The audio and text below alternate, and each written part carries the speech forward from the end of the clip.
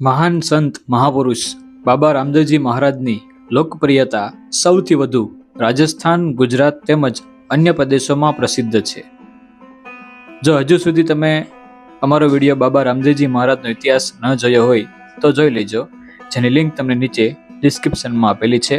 મિત્રો, બાબા રામદેવજીએ પોતાના જીવનકાળ દરમિયાન અનેક ચમત્કાર કરેલ છે. કોઈ મૃત વ્યક્તિને જીવનદાન આપ્યું, કપાયેલું મસ્તક જોડી દેવું, આંધળાની આંખો સારી કરી દેવી, વિકલાંગને અંગો સારા કરી દેવા. તેમના જીવનમાં અનેક પરચાઓ તેમણે લોકોને બતાવ્યા છે, જેમાં રામદેવજી મહારાજના 24 પરચાઓ પ્રસિદ્ધ છે. તો ચાલો જોઈએ બાબા રામદેવજી મહારાજે કયા કયા 24 પરચાઓ પ્રજાને બતાવેલ છે. પ્રથમ પરચો, 5 પીરને આપેલો પરચો. લોક પરંપરા મુજબ રામદેવ પીરની ખ્યાતિ રાજસ્થાનને આસપાસના પ્રદેશોમાં ખૂબ ફેલાઈ ગઈ હતી. લોકો તેમને પરમાત્માનો અંશ, મહાન સંત અને ચમત્કારિક પુરુષ માનતા હતા. તેમની દરેક ધર્મ અને જાતિના લોકો તેમની પાસે આશીર્વાદ લેવા આવતા હતા. આ વાત દૂર મક્કા સુધી પહોંચી. લોક પરંપરા મુજબ ત્યાંના 5 પીરે વિચાર્યું કે લોકો આ સંતને બહુ મહાન કહે છે, ચાલો તેમની પરીક્ષા કરીએ. 5 પીર લાંબી મુસાફરી કરીને રામદેવ પીરના દરબારમાં આવ્યા. રામદેવ પીરે તેમને ખૂબ આદરથી આવકાર્યા અને ભોજન માટે આમંત્રિત કર્યા. પીરોએ કહ્યું, અમે અમારા પોતાના વાસણમાં જ ભોજન કરીએ છીએ, અમારા વાસણો તો મક્કામાં છે. આ વાત તેઓએ રામદેવ પીરની પરીક્ષા લેવા માટે કહી હતી. સામાન્ય રીતે મક્કાથી વાસણો તરત લાવવાનું અશક્ય હતું. રામદેવ પીર શાંત રહ્યા. તેમણે આંખો મીંચીને પરમાત્માનું સ્મરણ કર્યું. લોકકથા મુજબ થોડા ક્ષણોમાં મક્કામાં રહેલા 5 પીરોના વાસણો હવામાંથી આવીને તેમની પાસે મુકાઈ ગયા. આ અદ્ભુત ઘટના જોઈ 5 પીર આશ્ચર્યચકિત થઈ ગયા. તેમણે સમજાયું કે રામદેવ પીર સામાન્ય પુરુષ નથી. તેઓ તરત જ તેમના ચરણોમાં નમ્યા અને કહ્યું, તમે જ સાચા પીર છો, તમે જ સર્વધર્મના સંત છો. અને લોક પરંપરા મુજબ ત્યારથી તેમને રામસા પીર, રામદેવ પીર તરીકે પણ ઓળખવામાં આવે છે.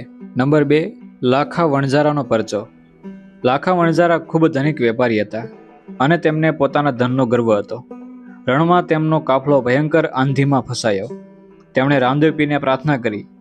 લોકકથા મુજબ આંધી શમી ગઈ, આંધી બંધ થઈ ગઈ, કાફલો અને માલસામાન બચી ગયા અને લાખા વણઝારા આ રીતે રામદેવ પીરના ભક્ત બની ગયા. ત્રીજો પરચો, હરજી ભાટીનો પરચો. હરજી ભાટી પર ખોટો આરોપ મૂકવામાં આવ્યો હતો. તેમણે રામદેવ પીરને યાદ કર્યા. અંતે સત્ય બહાર આવ્યું અને તેમની નિર્દોષતા સાબિત થઈ. આ ઘટનાને ભક્તની લાજ રાખવાનો પરચો માનવામાં આવે છે. ચોથો પરચો, ડાલીબાઈનો પરચો. ડાલીબાઈ અત્યંત ભક્તિભાવથી સેવા કરતી હતી. તેમની નિષ્ઠાથી પ્રસન્ન થઈ રામદેવ પીરે તેમને આશીર્વાદ આપ્યા. આજે પણ રામદેવરામાં તેમની સમાધિનું વિશેષ મહત્વ માનવામાં આવે છે. નંબર 5, અંધ ભક્તની દ્રષ્ટિ.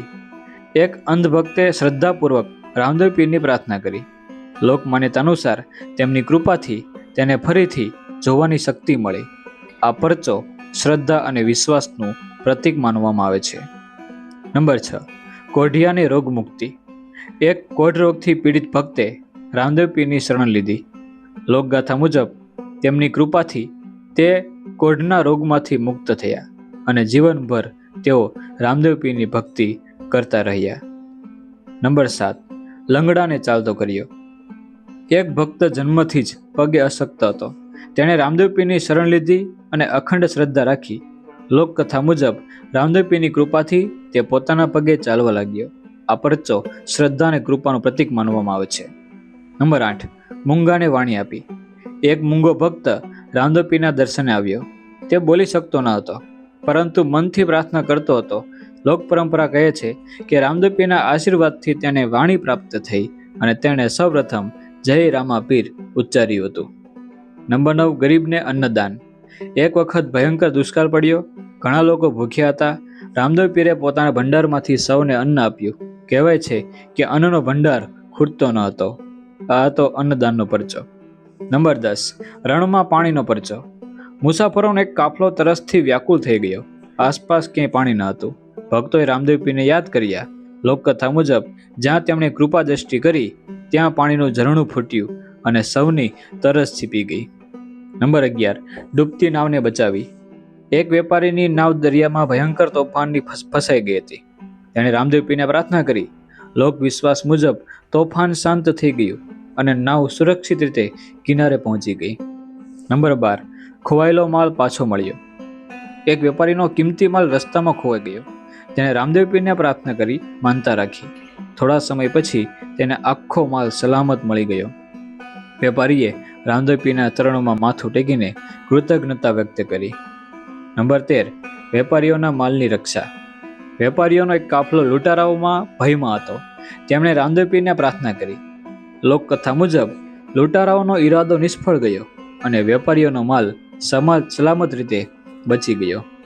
નંબર 14. નિસંતાન દંપતીને સંતાન પ્રાપ્તિ. એક દંપતીને ઘણા વર્ષો સુધી સંતાન ન હતું. તેઓ રામદેવ પીરની ભક્તિ અને સેવા કરવા લાગ્યા અને લોક વિશ્વાસ મુજબ તેમની કૃપાથી તેમને સંતાન પ્રાપ્તિ થઈ. નંબર 15. ગાયોની રક્ષા. એક ગોવાળાની ગાયો ચોરો હંકારી ગયા. ગોવાળાએ રામદેવ પીરને યાદ કર્યા. લોકકથા મુજબ ચોરો રસ્તો ભૂલી ગયા અને ગાયો સુરક્ષિત પાછી મળી ગઈ. નંબર 16. ચોરોનું હૃદય પરિવર્તન. કેટલાક ચોરો લૂંટના ઈરાદાથી નીકળ્યા હતા. રામદેવ પીરના દર્શન અને ઉપદેશથી તેમના મનમાં પરિવર્તન આવ્યું. તેમણે ચોરીનો માર્ગ છોડી સત્ય અને મહેનતનો માર્ગ અપનાવ્યો. નંબર 17. ગરીબ કન્યાના લગ્ન. એક ગરીબ પિતા પાસે પુત્રીના લગ્ન માટે કોઈ સાધન ન હતું. તેણે રામદેવ પીરને પ્રાર્થના કરી. લોક પરંપરા મુજબ યોગ્ય સમયે લગ્ન માટે જરૂરી સહાય મળી ગઈ અને લગ્ન સફળતાપૂર્વક પૂર્ણ થયા. નંબર 18. દુષ્કાળમાં અન્ન અને પાણી. એક વિસ્તારમાં ભારે દુષ્કાળ પડ્યો. લોકો અન્ન અને પાણી માટે તરસી રહ્યા હતા. રામદેવ પીરે અન્નદાન, પાણીની વ્યવસ્થા અને સેવા કાર્ય દ્વારા લોકોની મદદ કરી હોવાનું લોકગાથાઓમાં વર્ણવેલ છે. નંબર 19. અન્યાય સામે ન્યાય. એક ગરીબ માણસ પર ખોટો આરોપ મુકાયો. તેણે રામદેવ પીરને પ્રાર્થના કરી. લોક પરંપરા મુજબ સત્ય બહાર આવ્યું અને ન્યાય મળ્યો. આ પરચો સત્ય અને ન્યાયના વિજયનું પ્રતીક માનવામાં આવે છે. નંબર 20. રાજાઓનો અહંકાર દૂર કર્યો. કહેવાય છે કે કેટલાક રાજાઓ અને ધનિકોએ રામદેવ પીરની પરીક્ષા લેવાનો પ્રયાસ કર્યો. તેમની સામે રામદેવ પીરે પોતાની દિવ્ય શક્તિ અને વિનમ્રતાનો પરિચય આપ્યો. અંતે તેઓએ પોતાનો અહંકાર છોડીને રામદેવ પીરને નમન કર્યું. નંબર 21. સર્વધર્મ સંભાવનો પરચો. રામદેવ પીરે ક્યારેય જાતિ, ધર્મ કે વર્ણનો ભેદભાવ રાખ્યો નથી. તેમના દરબારમાં હિન્દુ, મુસ્લિમ અને દરેક સમાજના લોકો સમાન રીતે આવતા. તેથી આજે પણ તેઓ બંને સમુદાયના શ્રદ્ધાપૂર્વક પૂજવામાં આવે છે. નંબર 22. ભક્તોની મનોકામના પૂર્ણ કરવી. લોકવિશ્વાસ મુજબ જે ભક્ત સાચા મનથી રામદેવ પીરની પ્રાર્થના કરે, તેની યોગ્ય મનોકામના તેઓ પૂર્ણ કરે છે. આ માન્યતાને કારણે દર વર્ષે લાખો ભક્તો તેમની સમાધિના દર્શન કરવા જાય છે. 23. જીવંત સમાધિ. લોક પરંપરા અનુસાર લગભગ 33 વર્ષની વયે રામદેવ પીરે પોતાનું કાર્ય પૂર્ણ થયું હોવાનું કહી જીવંત સમાધિ લીધી. ભક્તો માટે આ ઘટના તેમની દિવ્યતા અને વૈરાગ્યનું પ્રતીક માનવામાં આવે છે. અને 24. સમાધિ પછી પણ પરચા. ભક્તોનો વિશ્વાસ છે કે સમાધિ પછી પણ રામદેવ પીર પોતાના ભક્તોની રક્ષા કરે છે, તેમની પ્રાર્થના સાંભળે છે અને યોગ્ય સમયે મદદ કરે છે. તેથી આજે પણ હજારો લોકો તેમની પાસે માનતા રાખે છે અને પૂરી થયા પછી ધજા, ચાદર અથવા તો પ્રસાદ ચડાવે છે. તો મિત્રો, આ હતા રામદેવ પીર મહારાજના 24 પરચાઓ.